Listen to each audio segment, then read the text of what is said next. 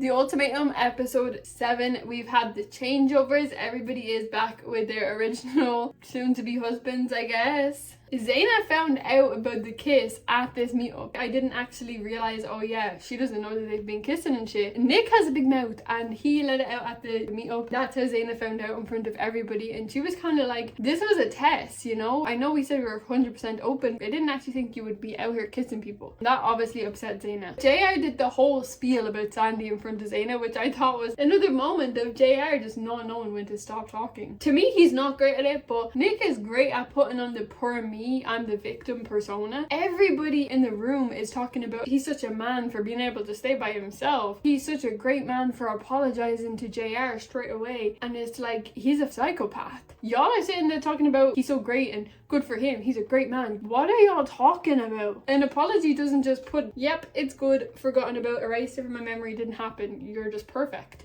Everybody just is so focused on seeing Sandy and JR as the villains. Yeah, Nick is amazing.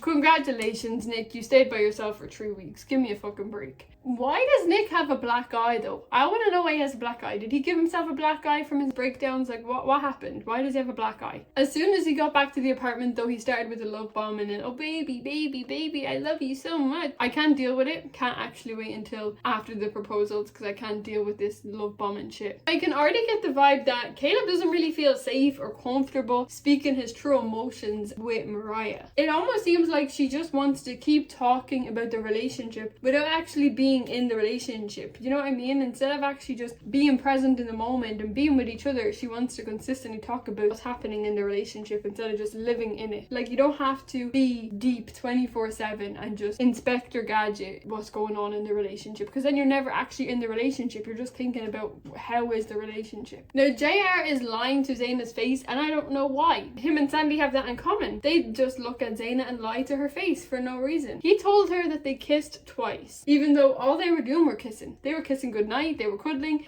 every single night. He told her they weren't cuddling every night. What's the point of lying? Just say y'all were casually kissing. Saying two and then it's going to come out on TV and they're going to see it a year later is just going to cause issues in your actual marriage if you all get married. He also told her, I don't have feelings for Sandy, which was another lie. Why are you lying? Because you're afraid of losing this relationship? You can't be in two relationships at the same time. Scotty seems to be finding it very difficult to get over the friendship comment about Caleb and Arya. He just cannot believe that Caleb only sees Arya as a friend, and apparently that's Arya's problem. She was like, I never said it was a friendship, so why are you coming at me about it? Bring your problem elsewhere. He comes at conversation so aggressively, it's very problematic. But Arya did tell him if her connection with Caleb makes him not want to propose to her anymore, that's something that he needs to deal with. He didn't like the answer. He obviously wanted her to get into a ball and cry on the floor. That's something that you need to solve. It's not my problem that you feel that way. What is interesting, if we really listen to Sandy and Nick, it almost sounds like they had a very bad relationship. It was not healthy before coming onto this experiment. But now that they're here, he wants to just act like they're this perfect couple and act like he's the perfect husband in front of camera. But in reality, if you actually listen to what Sandy is saying,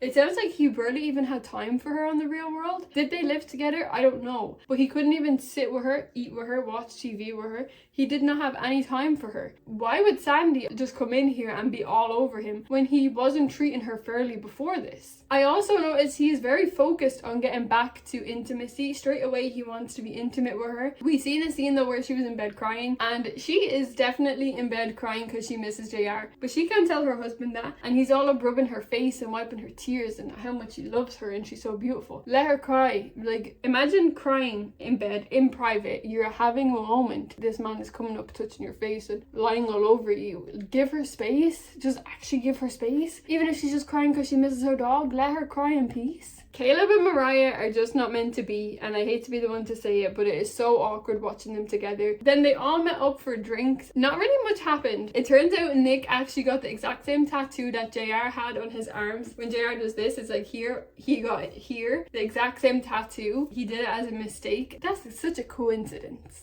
JR is still talking about Sandy is his life partner. He's still thinking of going with her while being with Zaina. But why do JR and Sandy keep saying that they only kissed twice?